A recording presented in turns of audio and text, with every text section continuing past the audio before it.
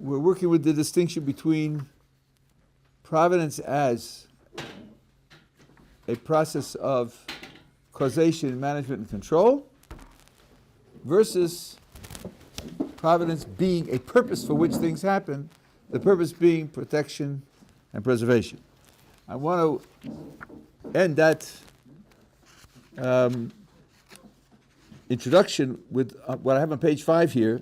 This is a quotation from the Rambam, Maimonides, in his introduction to his commentary in the Mishnah, where he illustrates the difference in a particular case. This is the whole italicized passage in the last 60% of the page. He's describing in the portion of the introduction how God runs the world and why he runs the world and why he does what he does. And there's information here about other sets of questions, but I'm not going to go into them. He's quoting a critic who's going to who's attacking the Rambam's position. But there remains one question, and that is that a man could say, you've already said that the divine wisdom did not create a thing for naught, but rather for substance. God doesn't do things arbitrarily. God does things for a reason. If he creates something, he creates it for a purpose. It's always fair to ask, what is the purpose of the thing that exists? Because God created it. That's one thing you said. And that all the creations under the sphere of the moon, the most glorious of them is man. That's another thing you said. Leaving aside the heavens, which are a different matter altogether, but in our world, below the moon, of all the things that exist, man is the most glorious. That's the second thing you said. And the third thing you said, that the purpose of man is to depict ideas for himself, to come to a certain intellectual understanding. Okay, that's maybe a little misleading here, but it's not our purpose. Anyway, that's what a man's supposed to do. But if so, why did the Holy One, blessed be He, create all the people that do not depict ideas for themselves? I understand why there are mountains and why there are sheep and why there's wheat and all that. That's all for people. And the purpose of creating people is that they should achieve this mental success. What about all the people who don't achieve that mental success? What is their purpose? So, the Rambam answers. The answer to this is that these people came into existence for two reasons. The first is that they serve that one, the one who is achieving that mental success. All the other ones serve him. Because if all the people pursued wisdom, let's imagine an ideal world where everybody devotes himself to philosophy. Just philosophy. You'll all starve to death. You'll all die of exposure to the elements. You'll die of diseases. Wild animals will eat you up. You can't have everybody doing philosophy. If all the people pursue wisdom and philosophy, the care of the world will be obliterated, and this species of animal, these human beings, will become lost from the world in a few days. Our very existence depends upon division of labor and cooperative effort. So, since these people are necessary for the existence of the few who are doing philosophy, they also have a purpose. Right? That's the first answer to why other people exist. So the critic comes back with another objection. And if a man will say, behold, we see an idiot and fool. So he's not achieving this mental success. And he is disengaged from the world. He does not exert himself in it, and others serve him and busy themselves with his affairs. A guy inherits $16 million when he's born. He doesn't do anything, he just enjoys himself. What's his purpose? He is not supporting the ones who are doing philosophy. So what is his purpose in the world? And it is even possible, the critic goes on, that the one who runs his affairs is a wise and sage man. So here you have the fool who's rich doing nothing productive, and one of his helpers, one of his servants is a person who is wise, and he is achieving this mental success, whereas then he's the one who's achieving the end, is serving the other one who's doing nothing. So now we do not have an acceptable explanation for the existence of the fool. So, the Rambam answers, the matter is not like one might think. Since the leisure of this fool, this multimillionaire who is sitting there and doing nothing, but just enjoying himself, his leisure likewise makes and prepares this bounty for the man that the Creator desires to give it to. Maybe you don't see it right away, but eventually that's what's going to happen. There's a handout there for you. There's 5 pages. Right? And even though, and now he gives an example of how it could work, and even though he rests because of his abundant money or property, what does he do with all his money? This rich fellow who's a fool and who's not pursuing philosophy. What does he do? He commands his servants to build a palace that is of perfect beauty and to plant a notable vineyard like the kings and all who are like them do. And it is possible that this palace is prepared for, these are crucial words, prepared for a pious man who will come at the end of days 200 years later and be sheltered one day by the shade of one of those walls, and it will be the cause through which he will be saved from death. As it is stated, the book Pasuk in Eov, an evildoer prepares it, but the righteous wears it. So in the long term, in the long run, this person, this fool's frivolous life does serve the one who is for achieving the purpose of man's creation, and therefore that was his purpose in existence in the world. Now let's just pay attention and draw the appropriate conclusion. This fool who built the palace, what kind of relationship does God have to that fool? Is this fool abandoned to the blind forces of nature? Surely not. This fool's palace is prepared for the sage who's going to need it 200 years later.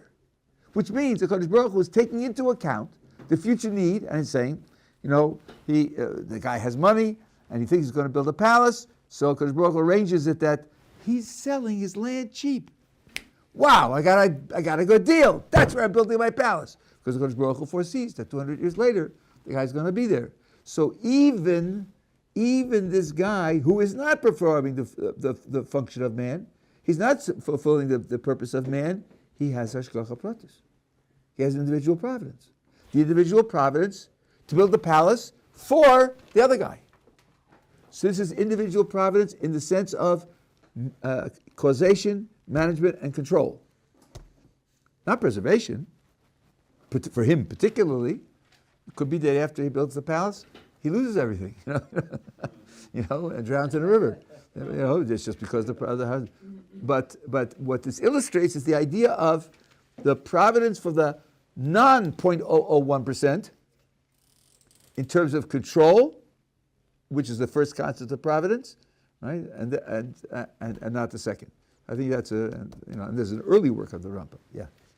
What do you think his purpose mean here? Is it not referring to it prescriptively? Because if it is, then couldn't we say, well, he's doing this thing, but his purpose still remains the same. He should be doing something else. No, that's what he said in the first part. He said if everybody would be studying philosophy, all people would die. That can't be God's purpose in creating people.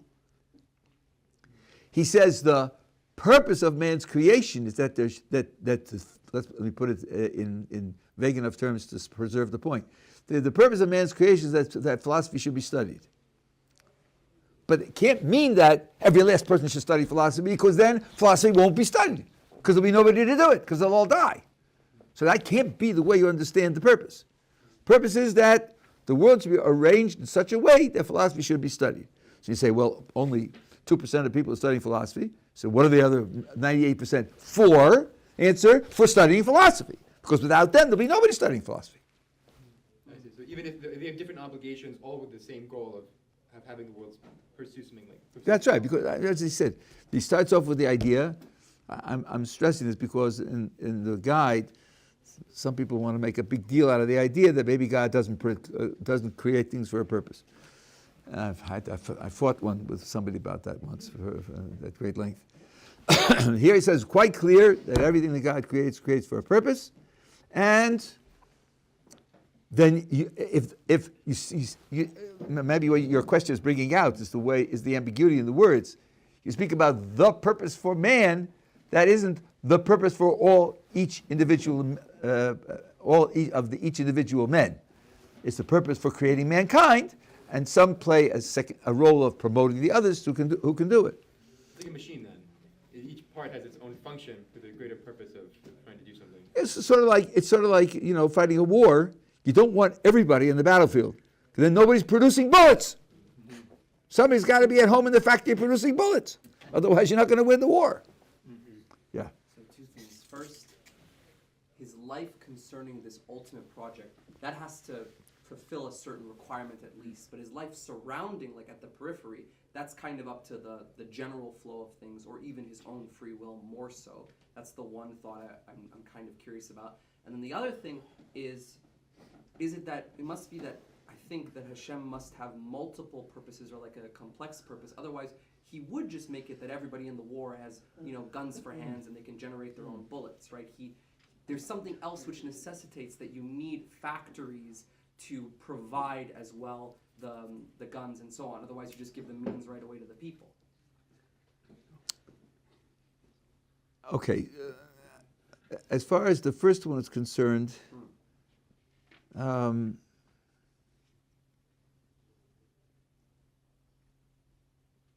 you say you do something for a purpose.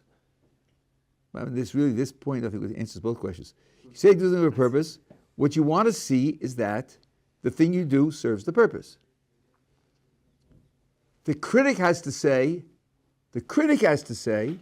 I'm objecting because the thing that you created doesn't serve the purpose. And the answer is no. Take a look again. You'll see it does serve the purpose. None of this is relevant to, could you have served the purpose another way? Would it have been a cheaper way? So on and so on. That's not the issue. The issue now is, does it do the job? And the critic is saying it doesn't do the job. And I'm explaining how it does do the job. You're worried about a separate question. If that's your purpose, and your only purpose, maybe you do it in a different way. Maybe yes, maybe no, but that's not his point. His point is only that this is the purpose, and you can't attack me by saying there's something which doesn't serve the purpose, because it does serve the purpose. That attack will be repelled. What you're saying is that further investigation? Yeah, there could be further investigation. Yeah. I have a question. It's a little bit off topic. Okay, sure. What's your thoughts on the book Garden of the Moon? Okay. My Rebbe says the rest of us, so I'll leave it at that. Okay, that's the final example. Now, on page 8, we are still in the first chapter, where I want to address a problem which people raise rightly. We're talking about individual providence, so causation, management, control for each individual. The question is, how are the decisions made, what providence should provide for an individual? In particular, are the decisions made only in terms of the individual, in terms of what he is and what he does and what his possibilities are? Or could the decisions for Reuven be made in part because of Shimon? Because what Shimon is doing, and what Shimon's possibilities are, to what extent is what providence decrees for an individual dependent upon other individuals? And if it really is dependent, and dependent in strong ways, quite substantial ways, may not the person feel, to a certain extent, abandoned, not taken into account, not appreciated, not being guided, because what happened to me is because of him, and not because of me. And if he hadn't done what he had done, it wouldn't have happened to me. So what about my record? What about my standing? What about the investment in my future? This is a question, and the truth is that what happens to people often does depend upon what other people do to a very, great extent. Here I give a couple of examples. I'm going to give some examples that aren't here as well. This is on page 8. There's an individual province, takes into account relationship with others. We need to consider the kinds of considerations that determine what divine providence will do. Of course, we only can discuss this because the Kodesh Baruch Hu told us. We're not reading his mind, but the sources tell us what kinds of considerations he takes into account. In particular, we feel most comfortable when only our actions and only our circumstances determine our providential response. When the actions and conditions of others are also relevant, ours individually are always relevant, but there could be other ones that are also relevant to determining the response we receive, we become doubtful of our direct connection and relevance to Hashem. But there's a mistake. Next paragraph. When Jacob tells Joseph that he will bless him, Jacob tells Joseph that Jacob will bless Joseph. He pronounces a blessing specifically for Joseph's children. Jacob says to Joseph, I'm going to give you a blessing. He says, your children will be great. Really? So what happened? What happened to the blessing to Joseph? It's only a blessing for his children. We do not regard this as a change of subject. Hey, you said you were going to give Joseph a blessing, and he blesses his children. When you'll have children, you'll realize this very well. If someone does something good for your children, that's very good for you. You want that. You prize that. That's a great, great benefit to you that somebody helps your children. So is that changing the subject? I'm going to give you a blessing, so I'm going to facilitate something for your children. We understand that it's a great blessing for Joseph himself. What greater gift can you give to parents than that their children be successful? Now, if we consider a judgment on Rosh Hashanah that decrees that good for a parent so that the parent can provide for a child, same thing. I'm diving into God. It's Rosh Hashanah. I want to earn money next year. I want to have a certain amount of income. And heavenly calculation is, Gottleib wants income, does he? What kind of record does he have? Well, a mixed record, and really, it has certain problems and not so good. And then one of the divine lawyers says, yeah, but he's got 16 children. Oh, thanks for telling me. 16 children. Sure. They need help. Maybe he doesn't deserve it, but they need help. Is this a miscarriage of justice? Something wrong here? Harry, I am their father. I am their father. So you're giving it to me so I can support my children. Isn't that a gift to me? Even though if I didn't have the children, I wouldn't get it. So not always when divine providence does X for me because of my relationship to somebody else, do you say, oh, well, I wasn't taken into account. It wasn't really me personally. God isn't concerned with me. No. He's concerned with me because of my relationship to others. That's part of my life. It's not something external to me. I just finished the paragraph. Right? The parent does not feel like a mere tool for the sake of benefiting the children. Not that he's a tool for somebody else. That's part of his life. So I introduced a category here. If what happens to me depends upon other people, am I going to feel abandoned and not taken into consideration? Surely not always. There will surely be many cases where what happens to me depends upon other people, and I don't feel abandoned. I don't feel discounted. I feel just as much a personal, individual connection to God as before. Now, the question is, these cases were chosen carefully to make the point. There are other cases which don't work so easily, and I will bring them up in a moment. So if you're worried about other cases, wait, hold on and let it wait for a little bit. Yeah.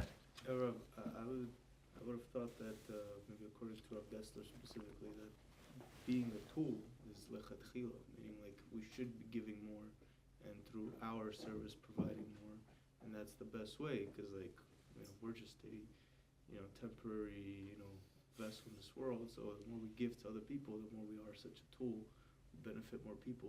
Isn't that the more blessed? Okay, so you're saying the same thing I'm saying. You're just giving another example of it, right? Yeah, if I care about people, which I should, and I'm given the means to dispense charity, so then I don't feel, oh, it's for them. I'm just a transit box where it goes to the... No, I'm being given the mitzvah to do charity, which I think is a very precious mitzvah for me, by giving it to other people. So again, I don't feel abandoned in that case, right?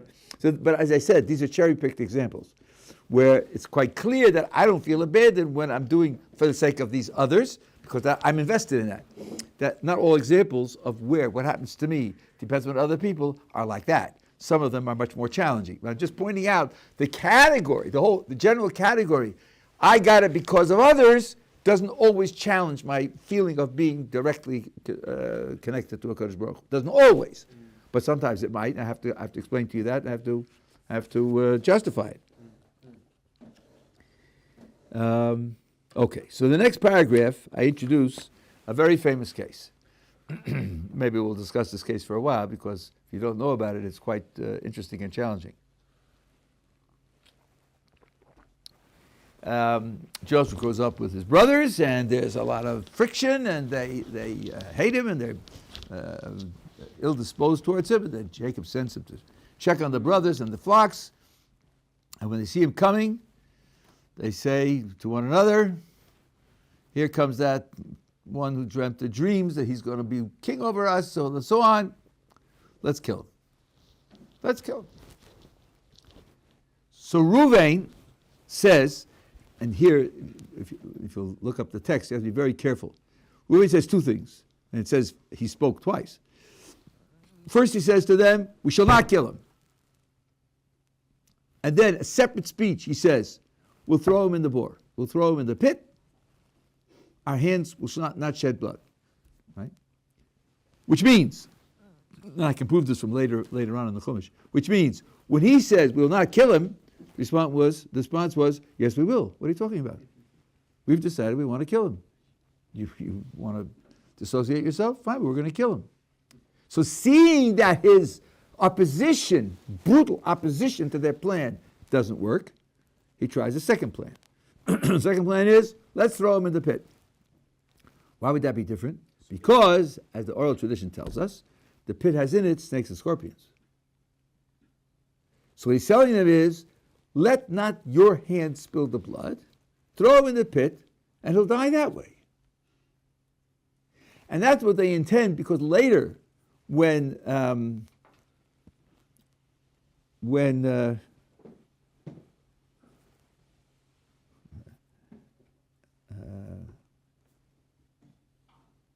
Yehuda proposes saving him, he says, why should we kill him? Let's sell him to the passing travelers. So obviously it meant that it was clearly he was going to die in the pit. So Reuven says, throw him in the pit. And the text testifies he did that in order to save him and bring him back to his father. So the Or Chaim, based on the Zohar, asks the following question. What does Reuven think is going to happen to Joseph in the pit? He thinks he's going to live. Why? There's snakes and scorpions there. And if somehow he thinks he's going to live in the pit, then why wouldn't he live even if the brothers attack him and try to kill him? To make it a little more precise, how much merit does Joseph have? Personal merit. How much personal merit does Joseph have? He could have top, middle, or bottom. If he has top merit, then God will save him from the snakes and scorpions and from the brothers. If that's true, is Reuven accomplishing anything? Nothing at all. He'll be saved either way. Or he might have bottom merit, where the brothers will kill him and he'll die in the pit. If that's true, is Reuven accomplishing anything? Nothing at all. He'll die either way. But there's a middle possibility.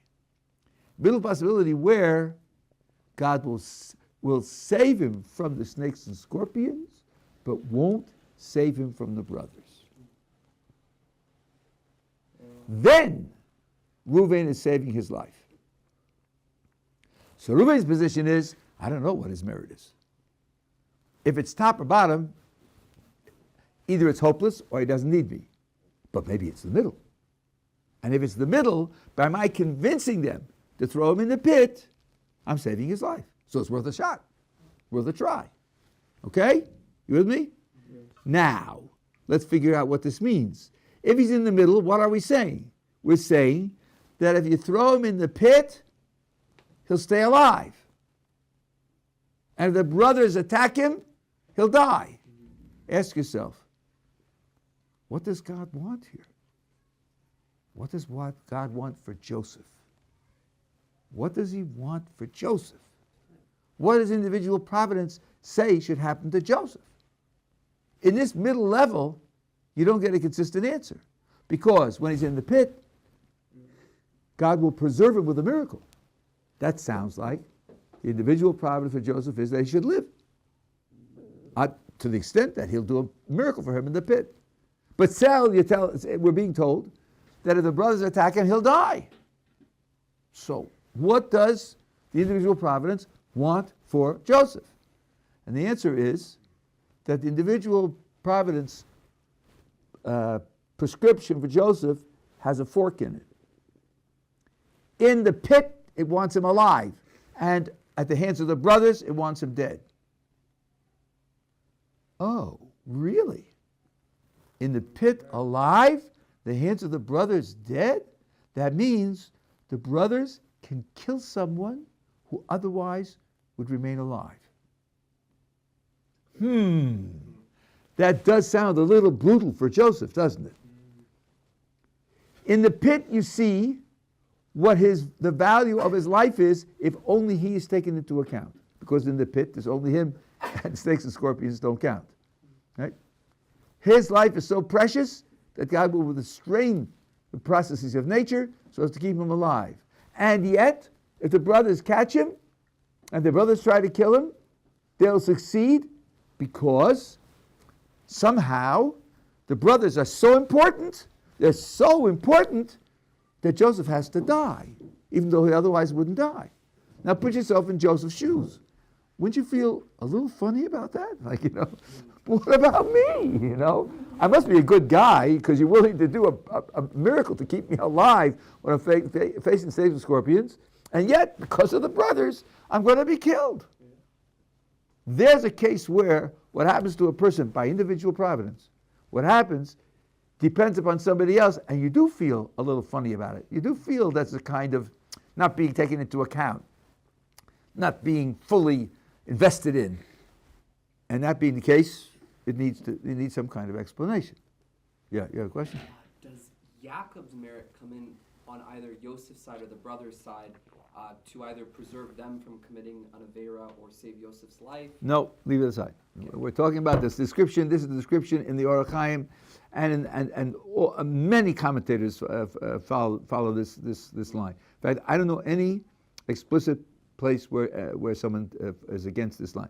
For those who are listening, yes, there's a Sefer Chinuch, and there's a Chovos Levavos, but they're Achronim who have written Ma'amorim, which explain that those aren't contradictions either. Rav Yaakov Hiller wrote such a Ma'amar, and Rav Gurovitz from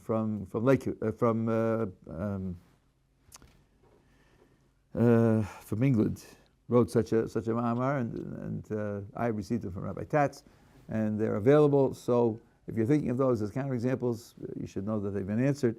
And the question now is, how are we going to understand this in terms of individual providence? Yes, in the back. Sorry, say again? Yaakov and Reuben most likely would have wanted Yosef to live as well, right? Didn't want anything to happen to him. But even them together with Yosef couldn't have made a difference in that? Even all the brothers against them would have gone against? This is the description that we have. I can't now. I don't know enough, I guess, to answer all possible objections or all other considerations. But yes, that's what we're being told. That's exactly what we're being told. Reuven understands that this is a possibility, and that's why he engineers they should throw him into the pit. Otherwise, Reuven's action is pointless. That's what's behind the argument. You got to explain what Reuven thought he was doing. Yeah. So does that mean that individual providence can come second then to something like, we call this free will on behalf of the brothers, or the freedom to be able to choose to kill on behalf of the brothers? It can come second to certain things, and how certain actions play out. No. No, does not mean that. You haven't taken into account the way I asked the question. Indeed, you haven't taken into account the bold letters at the top of the page. Think about what's written at the heading at near the top of the page. Think about what it says. No, individual problems isn't suspended. Yes? Is it a Muna? Is it a Muna in Hashem? That probably each person's individual is what either saves them or breaks them? Is it a Muna? Maybe, but I don't see how that's going to address the problem I'm raising. I think it's an interesting. It's a little too simple to cover all cases, but it's a very important point. But my problem here was this: we're talking about individual providence. The natural intuition when you hear those words is, okay, God is watching me, guiding my life, and preserving me, or at least presenting me with the things in life which will be best for me. Maybe not preservation, because maybe preservation isn't good for me, but he's doing what's best for me, right? Now I find out what he does for me may depend upon them and what they're doing. So what about me? I don't feel that I'm my own subject before divine providence. I feel that I'm, at least in part, a tool for somebody else's divine providence, which is what he was suggesting, right? And that's disturbing. That's not true. Well, you'll see. Again, the case that I gave with respect to Reuven sounds like that. That's why it's a problem, right? I'll explain to you why it isn't so. But I want to make sure we are on the same page. We hear that it's a problem, right? If you were told, sorry, I know you wanted to live to 86, but and you're only 22, but he needs something. He needs something, so you have to die. I think you'll feel compromised by that, right? Now the challenge will be to explain it in such a way that it isn't compromising. And then this will be a template for cases where you think it looks compromising, but you'll see how to get out of it. But it's important to realize that this is a serious problem. Yeah. I wanted to ask, are we saying that the portion of individual providence that is in the individual, which is free will, is the one that allows him to affect and in certain cases even cause the end of someone else's individual providence? Okay, so what you're saying is correct. I will say it because actually the Orach Chaim does say it, but it doesn't answer my question. Yes, the idea will be that why is it that in the pit Joseph will be saved, according to this middle possibility, and the brothers will be able to kill him because God prizes free will much higher than he does the laws of nature. When you talk about the purpose for which the world was created, the laws of nature are secondary and free will is primary. So that's how you can imagine Yosef being in this middle position. He has enough merit to override the laws of nature because the laws of nature are themselves secondary. But he doesn't have enough merit to override the laws, the God's commitment to free will, because the commitment to free will is primary. Still, he's only being killed because they want to kill him. And they didn't want to kill him, he wouldn't be killed. So it still sounds like what's happening to him depends upon somebody else. In that sense, makes it feel like he's to a certain extent abandoned. Yeah. So I have my plan in life is that I'm supposed to live till 86, build this, build a community, have a lot of kids, and then somebody else's free will could just kill me, God forbid, at like 20. That's what we're being told.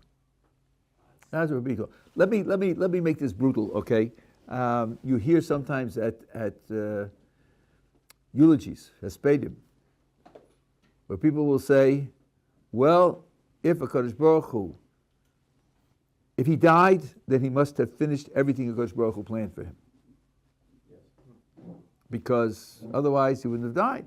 Because Baruch Hu is running the world. life and death are in his hands. So if he died, it must be that he didn't have anything else left to do. That's not correct. Yeah, that's also contradictory. That's not correct. Because if Yosef is in the pit with the snakes and scorpions, God will save him. Why will he save him?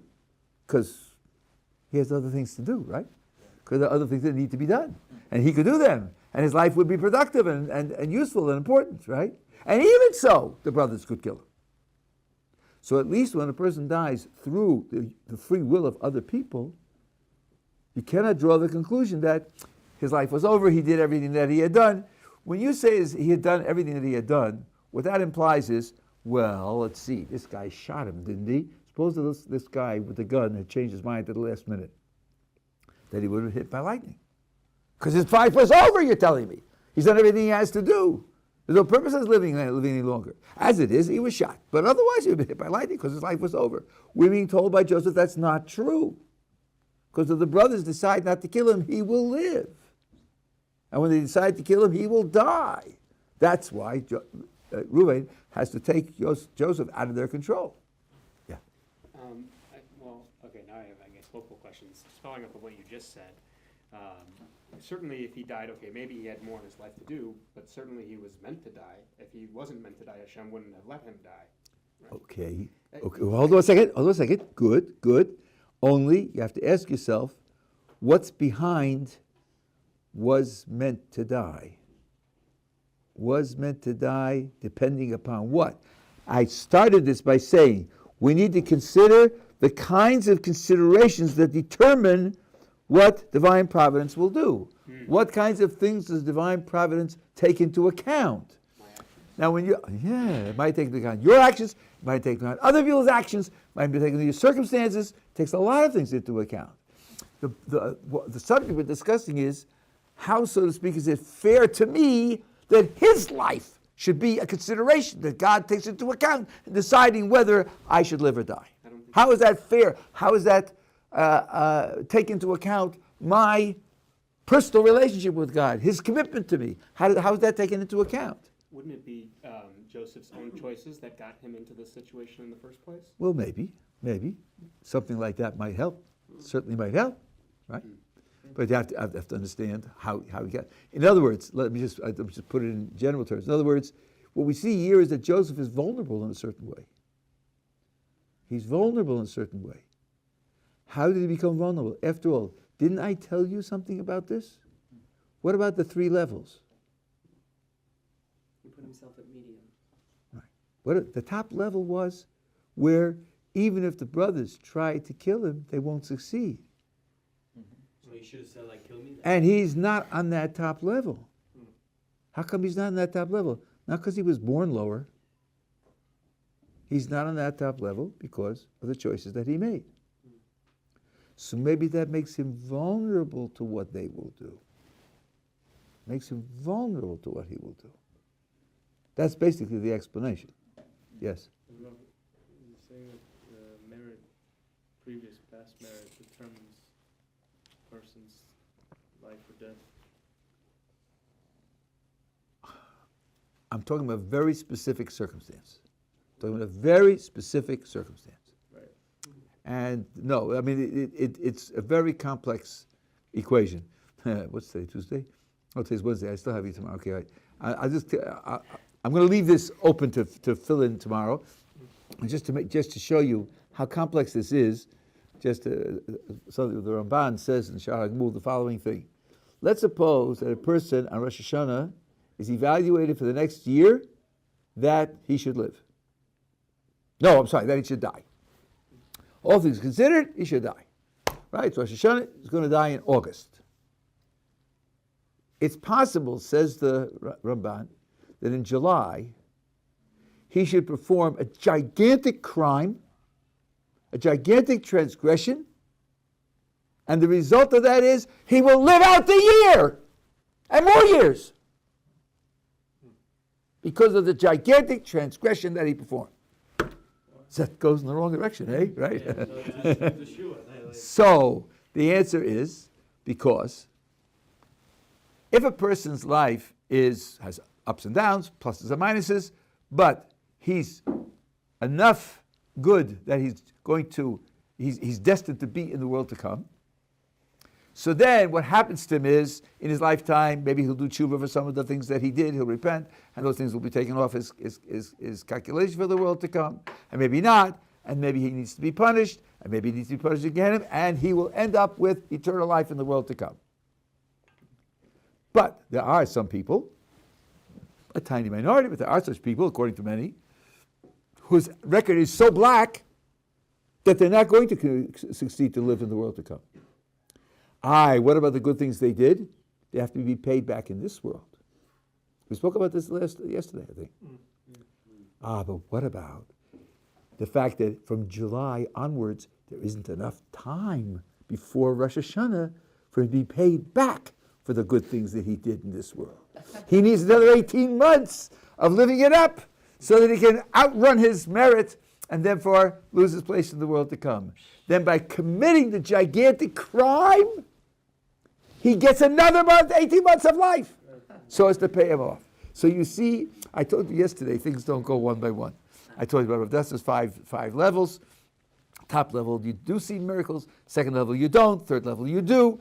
Things don't go in a what they call a linear scale.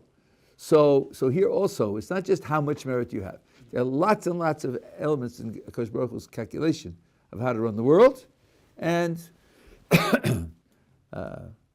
yeah, you have a question?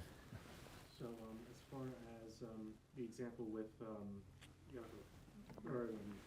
Yosef, I think, where Reuben, he pretty much tells him, just puts him like in the pit to protect him and everything. So in this case, wouldn't whether or not we can tell where Yosef is, could that be skewed since now he's getting protection from Reuben, since he wants to protect him? So some of that, I guess, Providence getting, as opposed to like, let's say, they're like getting ready to go like kill him and he falls into the pit, and then as opposed to like Reuben putting him in there. So would it be like any different in that case? Since we're already talking about divine individual providence being changed by the relationship with other people. I'm not quite sure how your words link to what I'm saying. Let me just say it again a little bit, because there may be some kind of unclarity here. All the Torah tells us is Reuben convinces them to throw him in the pit. That's all we're told. We're trying to figure out, what is Reuben trying to do? What did he think? What was he taking into consideration? How did he decide that this was a reasonable thing to do? So we're filling in background. And the background is that Reuven knows there are three possibilities. Either death, life, or maybe from the brother's death and in the pit, life. Those are three possibilities. If it's death, then he can't help. And if it's life, they don't need him. But if the third possibility is true, it's true that if the brothers get him, they'll kill him, and in the pit he'll be saved. If that's true, that's very important to have him thrown in the pit. That's what's going through in Reuven's mind. He doesn't know which it is, but it might be the third one. And if it is, he's saving his life. It's like surgery, I don't know if the surgery will work, but without it, there's a possibility that he'll die, and I can take away that possibility. So I'm doing the surgery. So now I don't have to, from this point of view, figure out what God's calculation really was. I don't need to know that. I want to understand what was going on in Reuven's mind when he did this. What did he think and what was he trying to accomplish? As a matter of fact, he's thrown into the pit and he survives. So therefore, for sure, death wasn't true. But maybe life was true.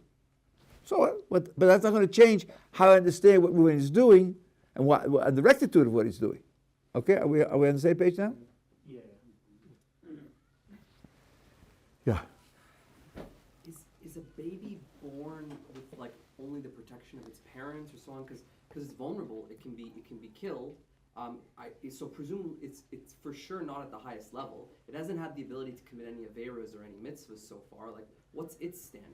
No, but the word vulnerable here doesn't mean what people can do physically to other people. Vulnerable means that divine providence may give this outcome. And the same thing is true with the baby.